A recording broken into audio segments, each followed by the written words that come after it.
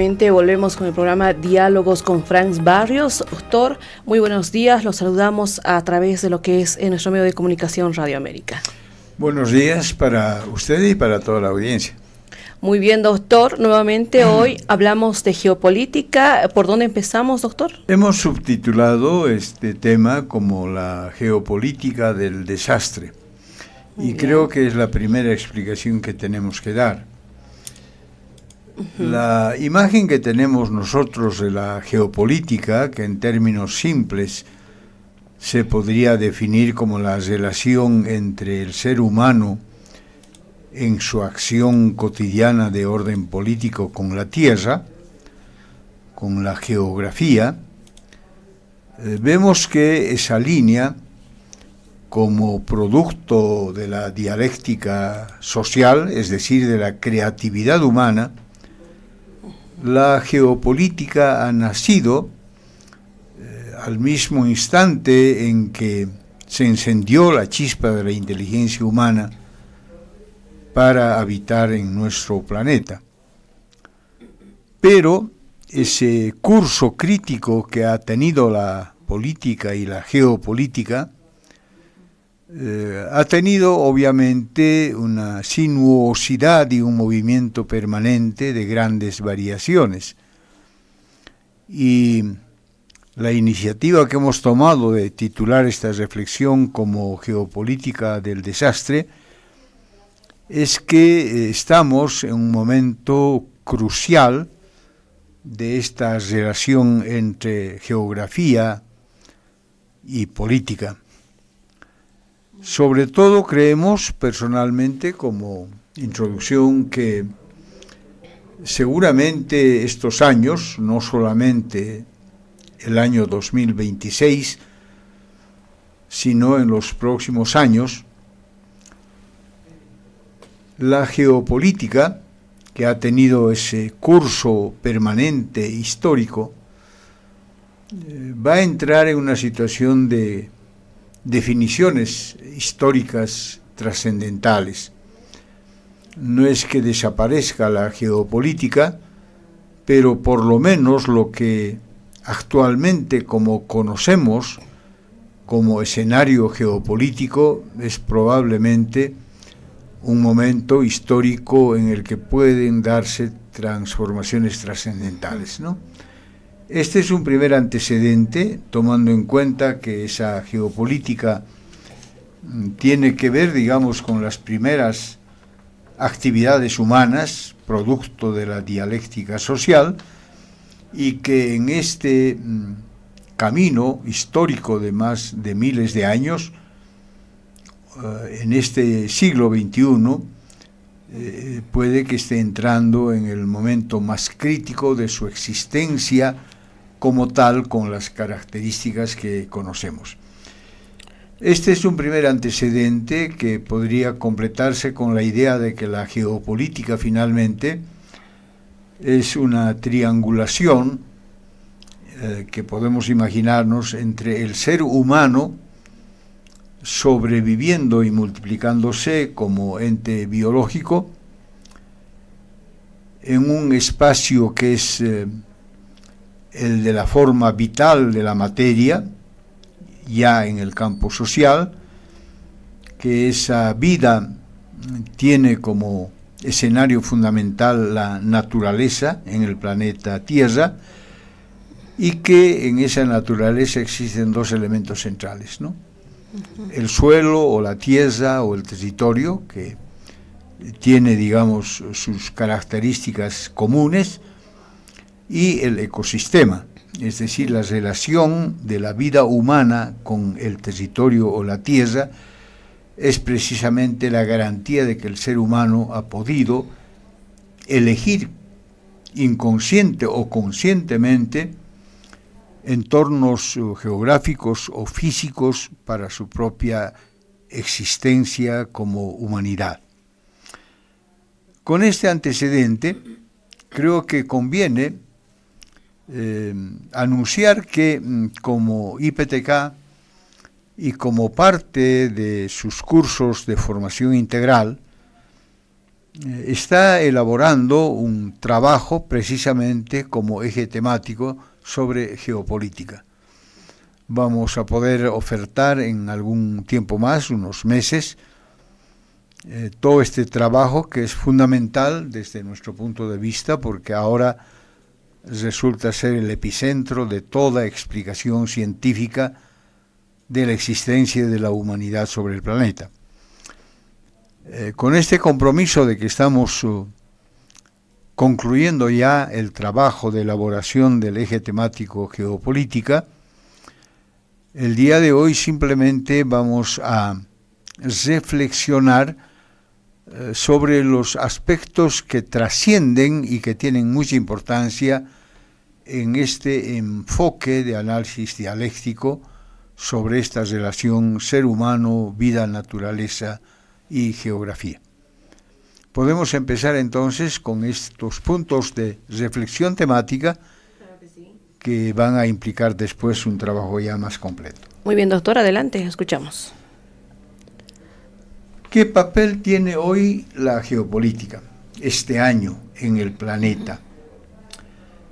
Resulta, desde nuestro punto de vista, que la geopolítica, por mucho que no se mencione todavía en Bolivia con tanta insistencia, resulta ser que ha cobrado mucha importancia y se está convirtiendo en el eje central de la coexistencia conflictiva de todos los países. En realidad hay una especie de factor determinante a nivel planetario de que el fenómeno social conocido ahora como geopolítica resulta ser un elemento fundamental para explicarse no solo la situación del planeta Tierra, donde existe la humanidad, sino de las condiciones desiguales que tienen los cerca de 200 países que tenemos en la Tierra y que están precisamente movidas por esta situación de fenómeno social que denominamos geopolítica. Veamos cuáles son algunos de estos elementos que invitan a una reflexión introductoria para luego ya en varios programas hacer más un análisis profundo. Un primer elemento que podemos constatar, como ya decíamos, es que la geopolítica resulta ser el escenario principal de la coexistencia conflictiva entre naciones y países. Creo que es un primer elemento que hay que destacar como un elemento esencial, imprescindible. Uno no puede imaginarse que estos países o las naciones en el mundo entero no tengan alguna vinculación en los términos que significa la geopolítica. O sea, es una totalidad imprescindible de relacionamiento entre países, estados, naciones, organizaciones comunitarias. Un segundo elemento que podríamos destacar como punto de referencia para una reflexión es que la geopolítica se ha convertido en una especie de mecanismo de control sobre el territorio, la tierra, el suelo, los recursos naturales, los ecosistemas y el espacio vital que tiene nuestro planeta para la existencia y el desarrollo de la humanidad. Ahí viene la relación hombre, tierra o territorio, pero esto no es solamente como la primera característica de una vinculación de naciones constituidas, sino un elemento fundamental que decíamos para la existencia del ser humano. Ese es un segundo elemento. El tercero, que vale la pena destacar porque es la explicación más cercana a la realidad respecto a la trascendencia de la geopolítica, es que podemos encontrar un término que tiene que ver con la geopolítica, pero que tiene la especificidad de la economía.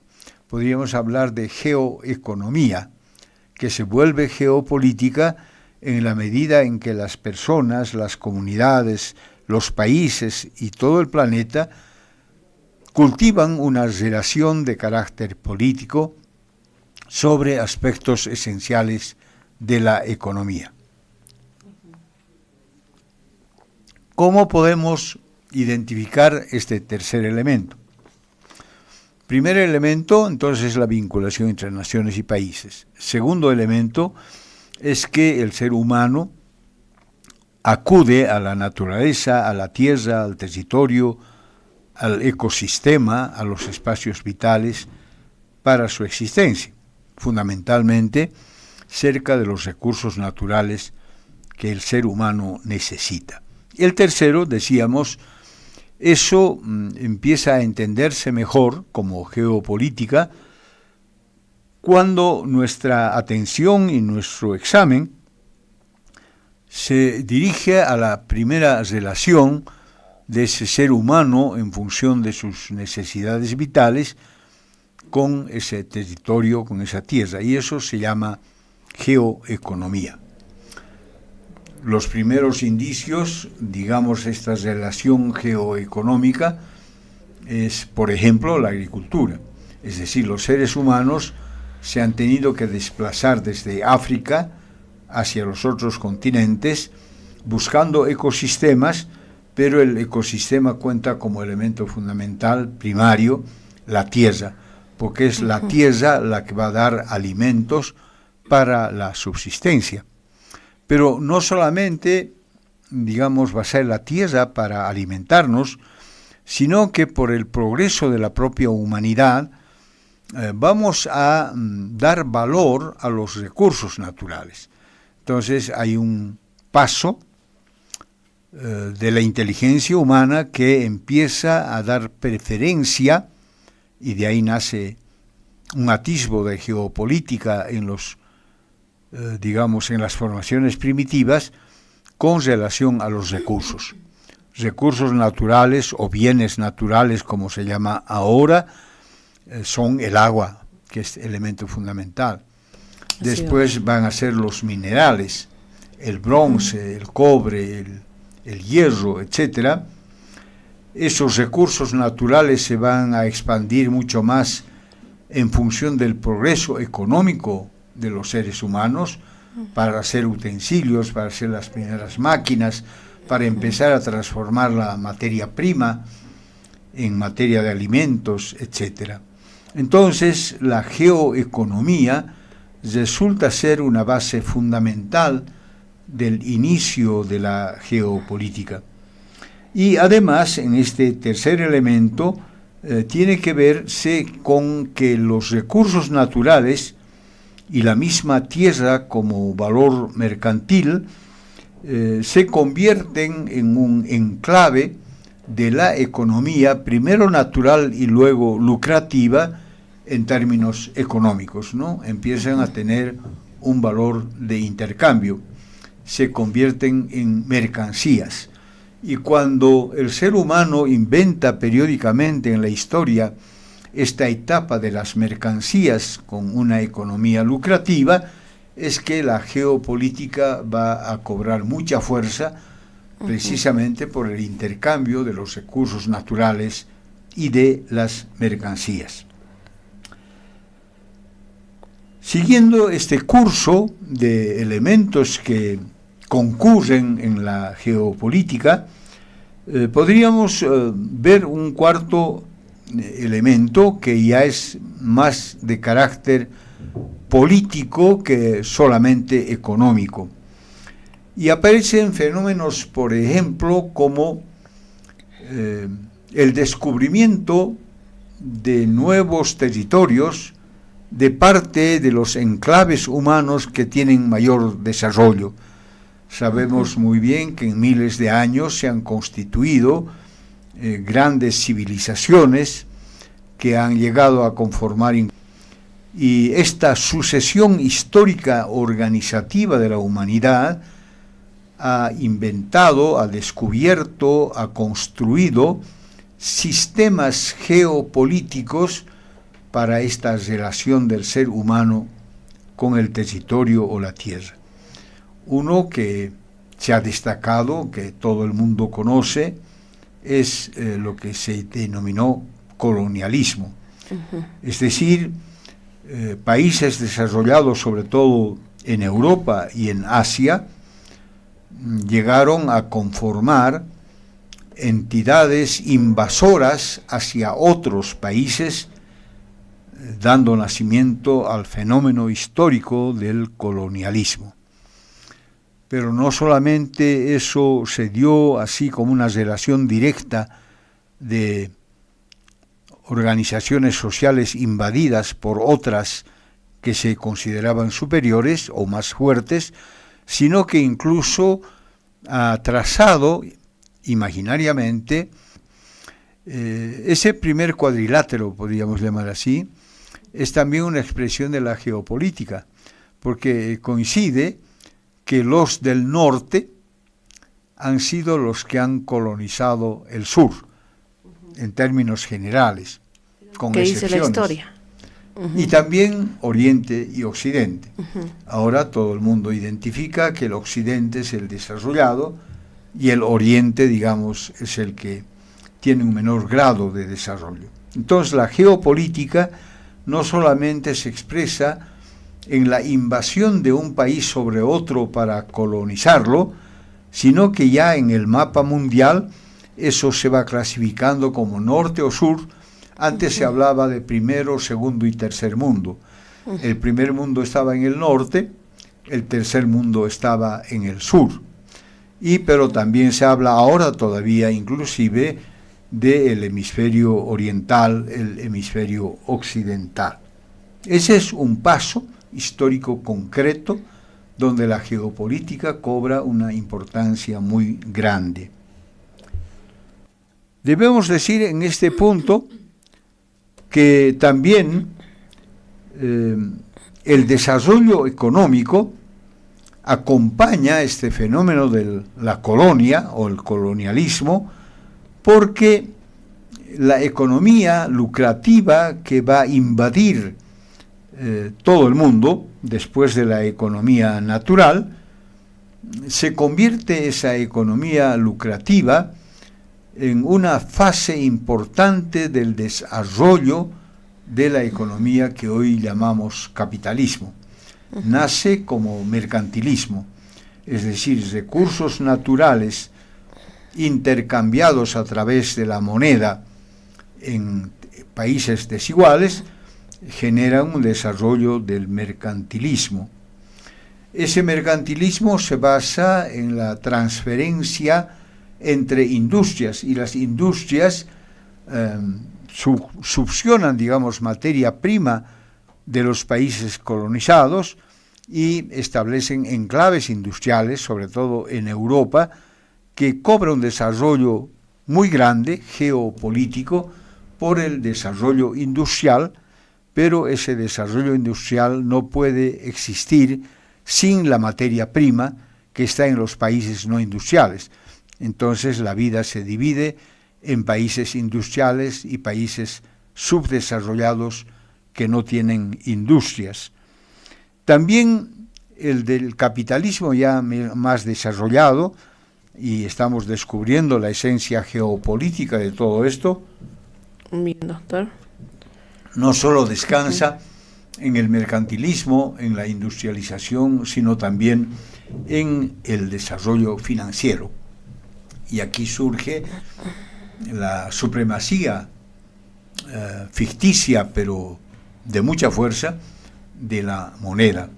Y vamos a desembocar incluso en la hegemonía del dólar sobre toda la economía mundial en materia de producción industrial, compraventa de materias primas, intercambio mercantil de los productos industrializados, pero también todo el fenómeno financiero, que es una especie de desarrollo excepcional de la economía más allá de la simple producción de bienes materiales. Con todo este conjunto, que es un elemento fundamental, donde está la geopolítica al interior de todo este fenómeno, estamos hablando que en estos últimos siglos el planeta Tierra ha tenido una marca esencial, que podemos llamar el nuevo orden económico mundial. Y de manera más simple, ese nuevo orden económico mundial se llama capitalismo. Entonces, mire, ya son 4 elementos que tienen una directa relación con el término de geopolítica.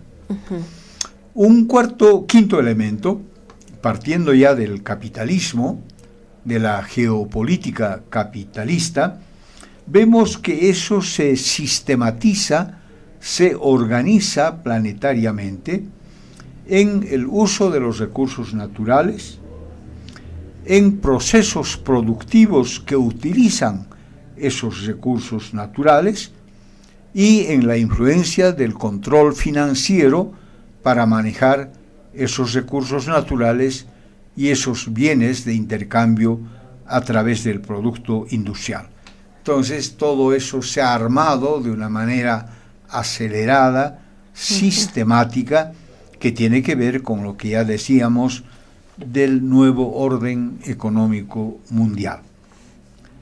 ¿Cuáles son los mecanismos de esa geopolítica capitalista que luego desemboca en un grado mayor de capitalismo absoluto, como es, digamos, la geopolítica imperial?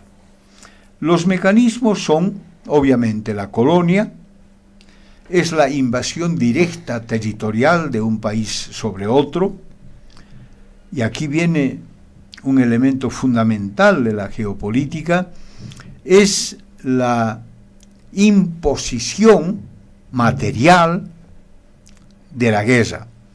Es decir, o para invadir, o para colonizar, o para tener un control en los elementos del dominio económico, los países desarrollados del primer mundo desatan mecanismos bélicos de uso de armas para una ocupación territorial o incluso para una extinción, digamos, de quienes son derrotados en esos procesos bélicos que se llaman las guerras. El elemento central de la geopolítica en esta polarización entre países conquistadores y países conquistados.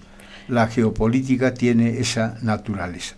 Eso es lo que está pasando más o menos, es lo que se quiere mostrar desde este país imperialista también que es Estados Unidos. Por ejemplo, podemos ponerlo a él como ejemplo que quiere dominar tal vez a países menos desarrollados, doctor. Así es, en realidad lo que se está ahora profundizando en el análisis científico es que la constitución de civilizaciones, la consolidación de imperios y la supremacía del dominio económico, político y militar que se expresa a través de las guerras es un fenómeno geopolítico progresivo que se ha ido desarrollando en la vida de la humanidad, ¿no? Entonces, por eso la guerra resulta ser un mecanismo excepcional, aparte de la diplomacia, aparte del control directo de la economía, pero el último recurso para, digamos, este dominio geopolítico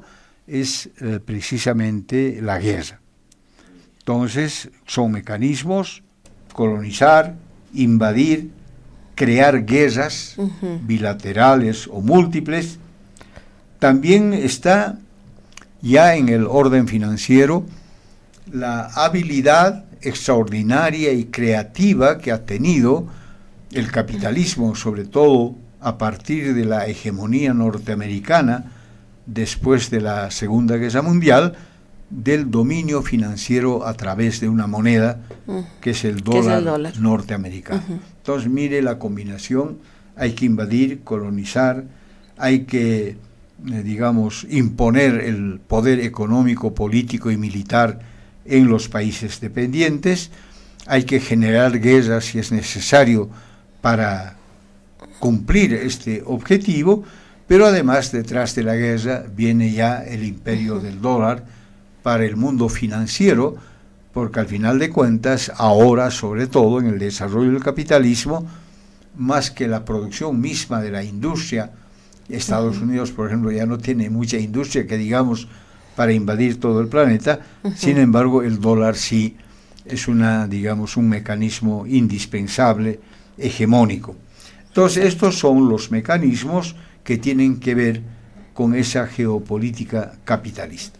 Relacionar un poco con lo que pasa en nuestro país, doctor. Por ejemplo, no hace mucho se anunció el tema de la flexibilidad del dólar, ¿no es cierto? Entonces, ¿cómo relacionamos también con este tema de la geopolítica y con este dominio que usted explica, que no solamente es a través del colonialismo, las guerras y demás, ahora es a través de esta moneda que muchos la quieren adquirir también, y que está causando también una especie de subida de precios, podemos llamarlo acá, en el país? Este concurso de factores que hemos señalado, ¿no?, como la constitución de países, como el control de los recursos naturales y la tierra, como, digamos, la geoeconomía que hemos establecido,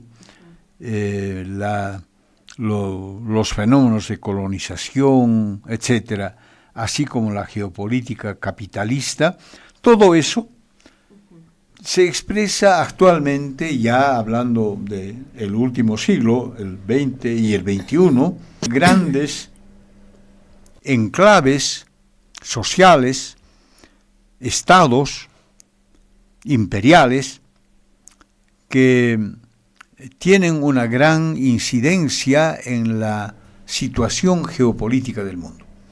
Europa y Estados Unidos. Pero después de la Segunda Guerra Mundial es sobre todo Estados Unidos. Ahora Europa sigue teniendo el protagonismo porque es una economía muy sólida, son varios países confederados, digamos, en un continente como es Europa. Sin embargo, desde el punto de vista ya del poder económico, industrial, geopolítico, ideológico inclusive, Estados Unidos toma la batuta de los países capitalistas del primer mundo y por eso se habla ahora específicamente de Europa como hegemonía imperial. Es decir, el imperio norteamericano es el instrumento histórico más importante. Y eso tiene que ver con el control directo de casi todos los países del mundo. Antes era bipolar en la medida en que surgió el socialismo, sobre todo europeo, de Europa del Oriente y la Unión Soviética, por ejemplo, y China después, pero después del derrumbe del modelo soviético de economía socialista, ahora solo queda China, ¿no es cierto?, y algunos países que son también de corte socialista, pero el protagonismo de Europa ha bajado a un segundo plano y ha tomado todo el vigor y toda la supremacía, lo que se llama el hegemón, ¿no?, es decir, la hegemonía imperial norteamericana en el campo económico, geográfico, financiero, etcétera, con 3 líneas de control directo. El poder económico, que cubre todo el planeta a través de la economía norteamericana, el plano político, porque es Estados Unidos que controla la situación incluso política de cada uno de estos países para someterlos. En América Latina, por ejemplo, eso está pasando, pero también el control militar, que es fundamental, es decir, no generar guerras o no tener bases militares norteamericanas debilitaría la vigencia del imperio norteamericano sobre el planeta. Entonces, las 3 líneas se integran para la vigencia de la hegemonía imperial norteamericana. Pero ¿cuál es el elemento que implica una reflexión ahora?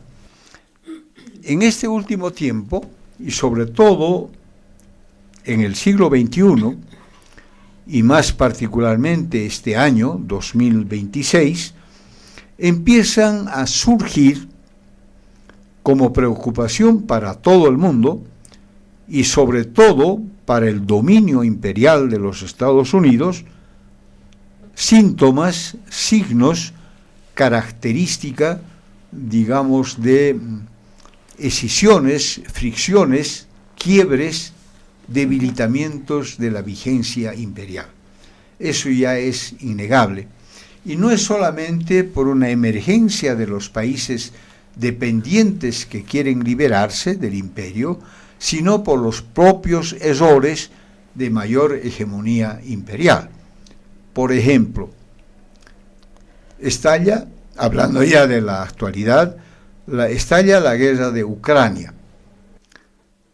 Entonces uno piensa y dice, ¿qué está pasando en Ucrania? Ahora estamos en plena guerra, esperando incluso la humanidad entera que esta conflagración acabe, pero el pretexto formal es la invasión de Rusia, que no es país socialista, sino ultracapitalista, que por impedir que la frontera de la OTAN, que es el ejército armado de Europa y de Estados Unidos, no entre en su territorio, pero además también por intereses económicos que tiene Rusia sobre Ucrania, porque Ucrania también tiene recursos naturales muy significativos, estalla una ocupación de parte de Rusia, país capitalista, sobre Ucrania, pero el pretexto para Rusia es defender su soberanía territorial para que no ingrese la OTAN, que es el ejército armado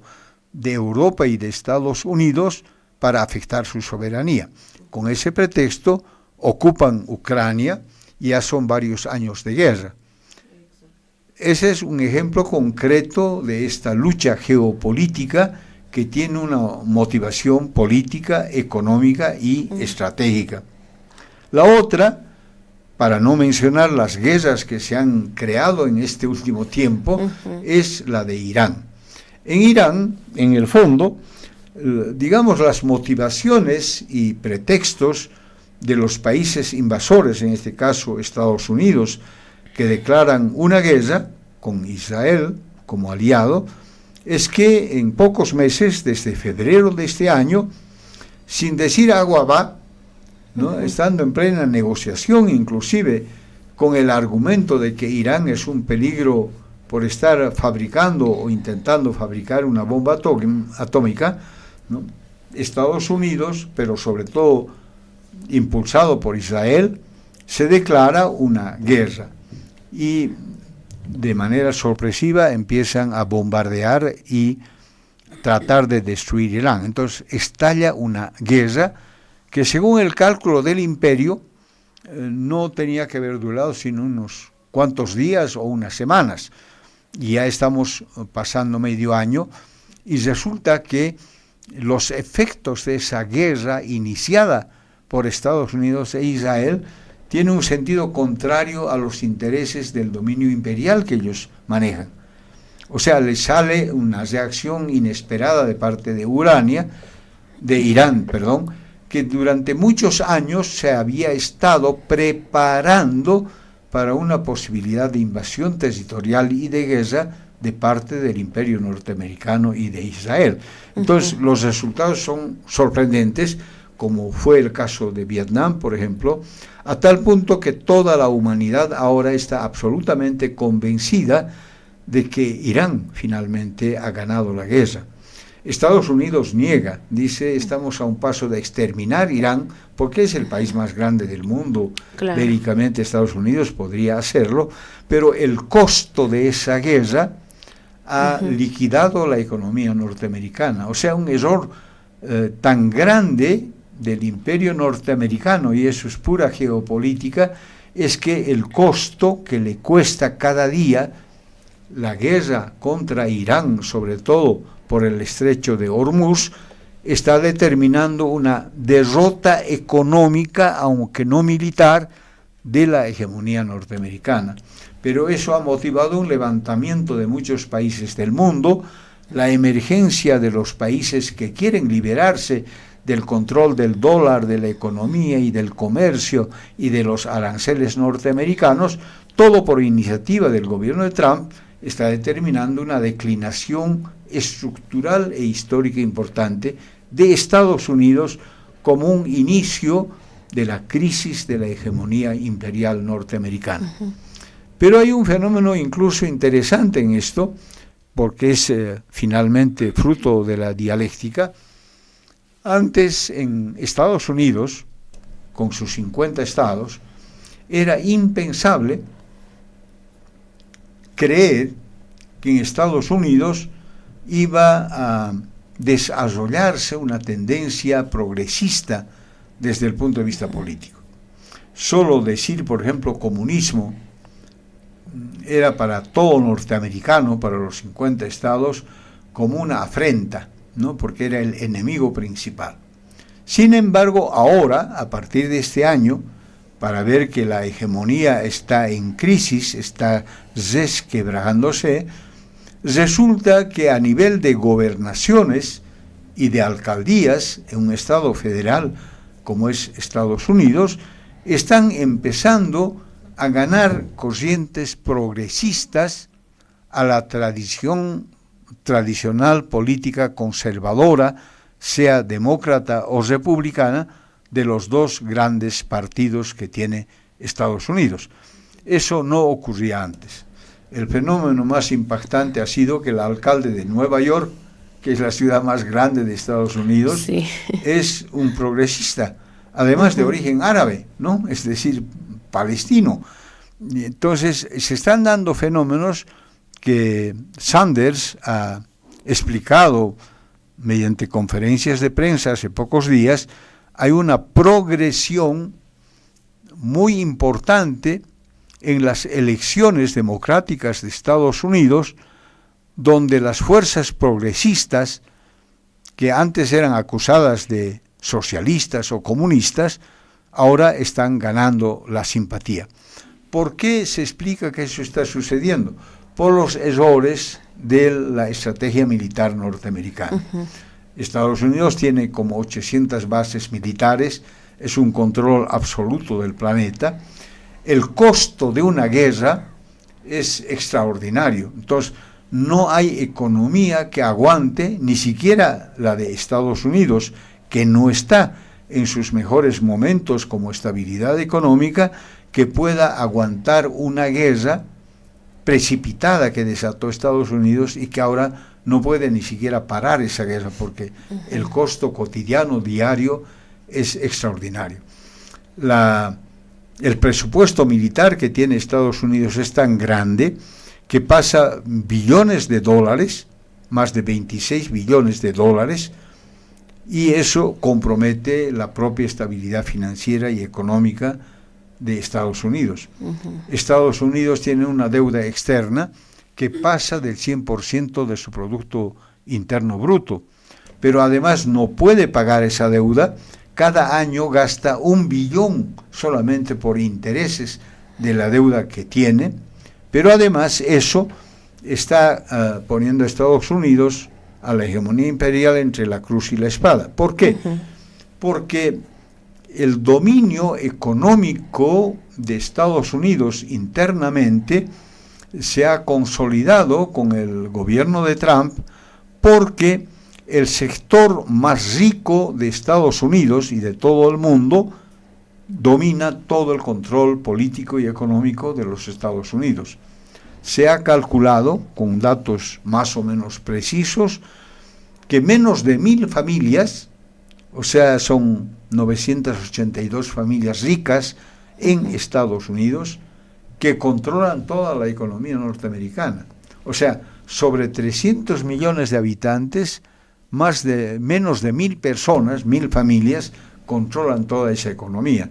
Entonces manejan la industria armamentista fabricando armas, determinan invasiones en uno y otro país, desestabilizan económicamente a países peligrosos y con una administración a través de los aranceles provocan, digamos, bélicamente incluso una confrontación con todo el mundo, con México, con Canadá, con países de América Latina y sobre todo con Rusia y China.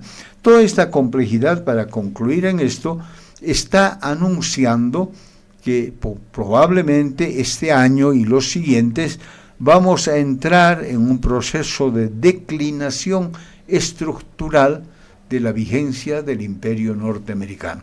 Uno no puede pronosticar que eso va a desaparecer en un año, pero los indicios son tan graves que ahora la multipolaridad de muchos países, la emergencia de otras economías mundiales, está poniendo en peligro incluso la hegemonía del dólar, y eso implica también una mayor profundización de la crisis económica. Doctor, ¿habría entonces en ese caso una crisis estructural de lo que es la hegemonía? Yo creo que Estados Unidos está en una situación muy grave como país hegemónico, como país imperial, porque tanto la tecnología como el gasto financiero de una guerra se ha volcado. Antes no había cuestionamiento, el país más rico del mundo podía gastar en fabricar guerras porque eso le beneficiaba finalmente como fruto. Solo le doy un ejemplo. Solamente la captura de Maduro, un operativo muy preparado de Estados Unidos, que ha costado más de $1.200 millones secuestrar a Maduro y llevárselo a Estados Unidos, implica que Estados Unidos ahora, de manera así gratuita, controla el 100% de la producción del petróleo en Venezuela. Exacto. O sea, han vuelto las empresas petroleras, están vendiendo el petróleo venezolano y no le pagan a Venezuela ni $1.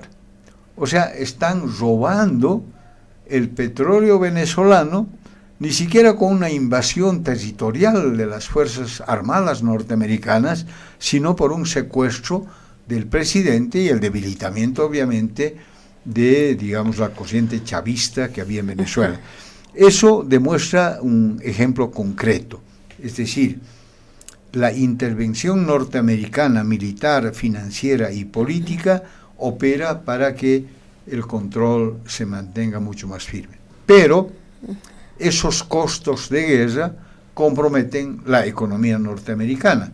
O sea, no ganan militarmente, porque podían hacerlo, pero pierden económicamente. Exacto. Y el mal ejemplo para ellos de Irán era que en esa confrontación incluso desigual de armas, lo que le cuesta a Irán, digamos, $5.000 por misil, a Estados Unidos le cuesta 3-4 millones por la tecnología y todo lo que tienen que hacer para bombardear.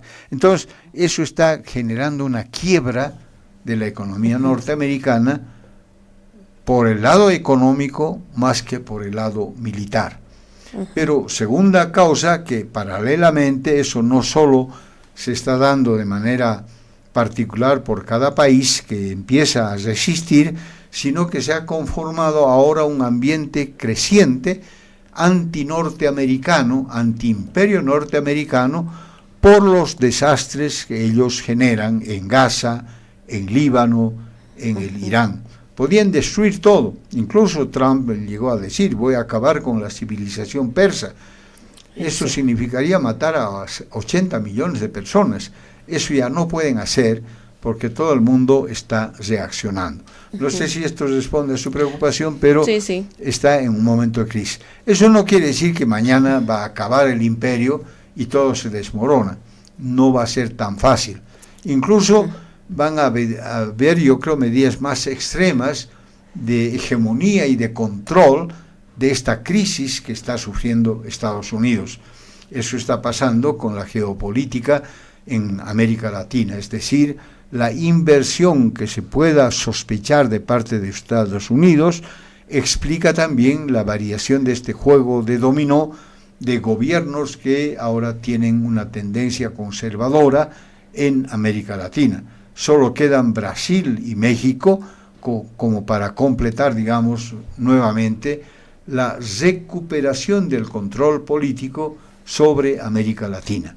Si eso se da, cobra fuerza nuevamente Estados Unidos con su moneda, con el dólar, con sus bases militares, con, digamos, los aranceles que cobra a los países por materia de importación y exportación. Se robustece, digamos, la economía, pero también se está dando indicios de que eso está siendo difícil para ellos. Muy bien, doctor. ¿Con eso finalizamos, doctor? Así es. Queríamos simplemente dar estos puntos de reflexión para prometer que este trabajo que estamos haciendo de geopolítica va a tener todos los datos y la profundidad del caso en varios programas.